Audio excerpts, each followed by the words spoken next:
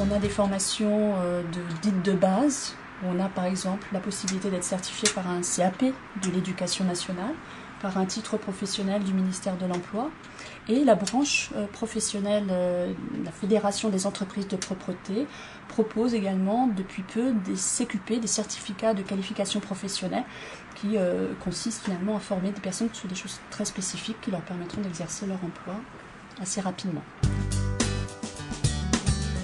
Nous avons aussi les projets d'alphabétisation, par exemple, dans le groupe.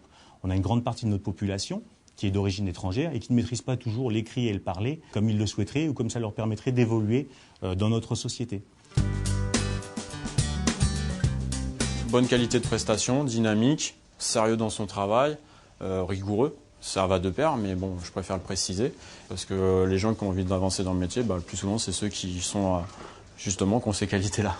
Donc ces formations sont également accessibles à des niveaux supérieurs, puisqu'on a des BEP, des bacs, des BTS, ça va jusqu'à un niveau dit 1, un niveau d'ingénieur, où là on trouve davantage des contenus avec de la gestion de production, de la gestion de personnes pour les cadres. On commence par un stade agent de service, puis après on peut évoluer comme un agent qualifié ou très qualifié, après chef d'équipe, et après on peut passer à mon poste, c'est-à-dire inspecteur, où là on encadre plusieurs sites, plusieurs agents et plusieurs secteurs d'activité. Mais on aura toujours besoin bien sûr d'avoir des personnes pour faire un travail intelligent dans des surfaces qui ne sont pas forcément dégagées et où il y aura besoin d'une certaine polyvalence et de s'adapter par rapport à des imprévus.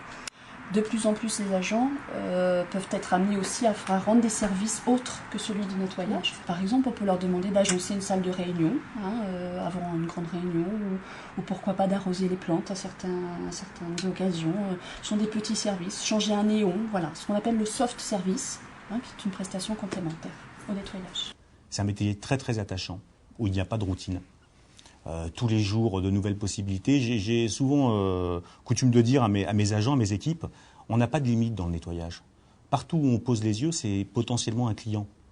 Donc si on se retrousse les manches, si on a envie, on peut faire de belles choses. Et on a plein d'exemples dans l'entreprise de gens qui ont démarré chefs d'équipe, qui occupent aujourd'hui des postes à responsabilité tels que directeur d'agence par exemple. Donc c'est un beau métier.